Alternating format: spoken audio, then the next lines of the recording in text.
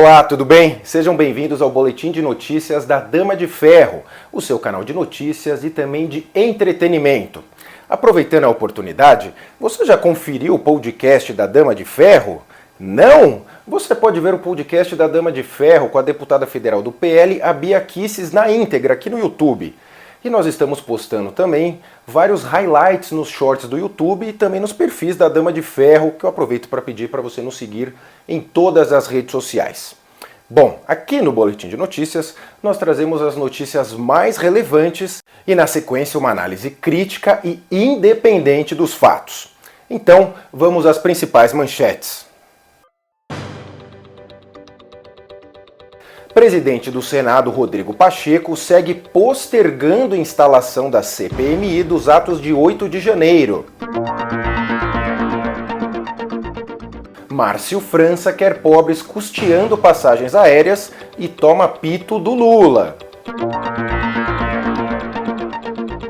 Mercado financeiro avalia como péssima a gestão econômica de Lula e Haddad. O senador Rodrigo Pacheco, do partido Kassab, do PSD de Minas Gerais, tem feito enormes esforços nos bastidores para barrar a CPMI que quer investigar os estranhíssimos atos de 8 de janeiro. Por se tratar de uma comissão mista, ou seja, envolvendo Câmara dos Deputados e Senado Federal, é necessário que haja uma sessão conjunta da Câmara e do Senado. E esse tipo de sessão é bem rara de acontecer, normalmente em casos de vetos, votação de medidas provisórias, entre outras. A senadora do União Brasil do Mato Grosso do Sul, a Soraya Tronic, apresentou uma ação judicial de mandado de segurança ao STF para que o senador do Kassab, o Rodrigo Pacheco, reconheça as assinaturas e avance com a instauração da CPMI. Em sua resposta ao STF, o Rodrigo Pacheco afirmou que as assinaturas coletadas na legislatura passada precisariam ser ratificadas pela legislatura atual. Enfim, deu uma gigantesca enrolada. Veja só, é estranhíssimo, no mínimo, o esforço do governo Dilma e de toda a máquina burocrática para barrar a CPMI. E justo da esquerda que adora um circo. Quem não se lembra da CPI Circo da Covid? O consórcio de imprensa tratava com ares academicistas os inadjetiváveis Renan Calheiros, Randolfo Rodrigues e Osmar Aziz. Eles só estavam fazendo política, mas a mídia dava todo o espaço do mundo a essas três figuras tristes do nosso cenário político. Veja, para instalar a CPMI já tem assinaturas de sobra, há uma enorme pressão para sua instalação. Qual que é o medo do Dilma e do ministro comunista da Justiça, o Flávio Dino, aquele que é a favor de armas só para bandidos, não para cidadãos? Eles estão com medo de quê? Alguém sabe? Estranho, muito estranho. Vamos continuar monitorando. O ministro dos Portos e Aeroportos, Márcio França, tomou um pito público do Dilma após apresentar sua ideia genial de passagens aéreas a R$200 para estudantes, aposentados e servidores públicos.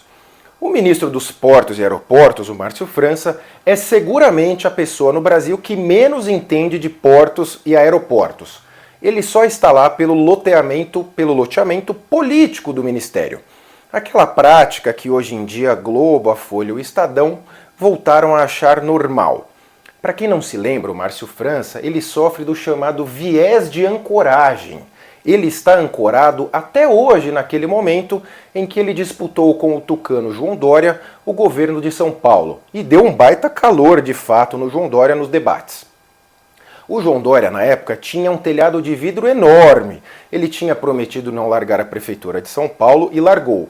E tinha pouquíssima coisa de trabalho efetivo a mostrar. Afinal, se vestir de gari, que era o que ele fazia, não é exatamente uma política pública. Mas ainda assim, com todas essas presepadas do João Dória, o estado de São Paulo não queria de jeito nenhum um esquerdista e elegeu o antigo Bolsodória, atual Lula Dória. Em suma, nada que o Márcio França tenha de ideia tem qualquer plausibilidade. A mente esquerdista dele só vislumbra ganhos a ele, ao seu partido e ao PT. Enfim, é politicagem barata. Ele não tem a menor condição de ser ministro.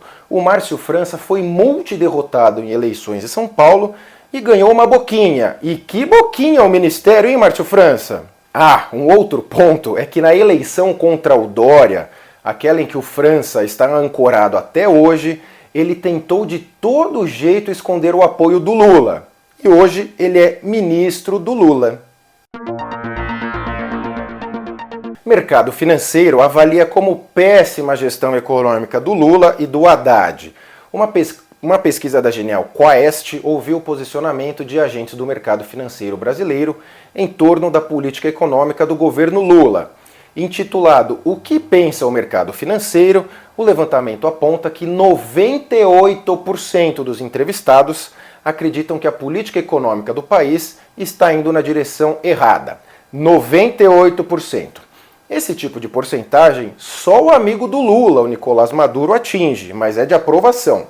E apenas 2% dos entrevistados consideram que as propostas do governo seguem no caminho correto.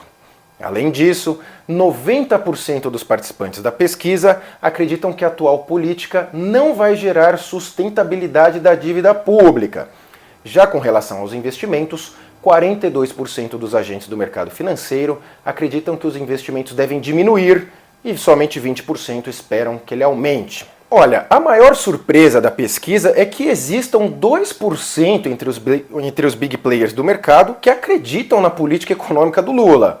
Só se for o economista, ex-cirista e atual lulista, o Eduardo Moreira, que segue tentando cavar uma boquinha no governo Dilma, mas até agora sem sucesso. É evidente que o Dilma e o pior prefeito da história de São Paulo, o ciclista de bicicleta elétrica, o Fernando Haddad, estão na direção errada, isso é um consenso. Tudo que ambos defendem já foi testado mundo afora e também no Brasil e deu errado. O chamado boom das commodities que turbinou o governo Lula não tem relação alguma com as atitudes do Lula. Ele jogou contra o tempo todo e foi favorecido por essa conjuntura. Tanto assim é que, passado o boom das commodities e da gastança do Lula, chegou a crise, que teve seu auge na pior presidente da história do Brasil, depois do Lula, a Dilma. Mas na imprensa e especialmente nas universidades, tem muita gente que acredita, ou engana, que os períodos de crescimento do governo Lula, que nem foram tão expressivos assim, foram obra dele, do Super Dilma. É a mesma turma que acredita que o governo vai diminuir o preço da picanha. Olha só, temos que ter em mente que o Lula é malandro. Basta lembrar que no governo dele, os bancos bateram recorde de lucratividade. Então, uma coisa é o que o Lula fala e outra bem diferente é o que ele faz. Se for seguir a sua clássica receita, ele irá turbinar com dinheiro público, que tem o nome fofinho de subsídio fiscal, alguns setores da economia para gerar algum tipo de crescimento artificial. Vamos precisar acompanhar com muita atenção.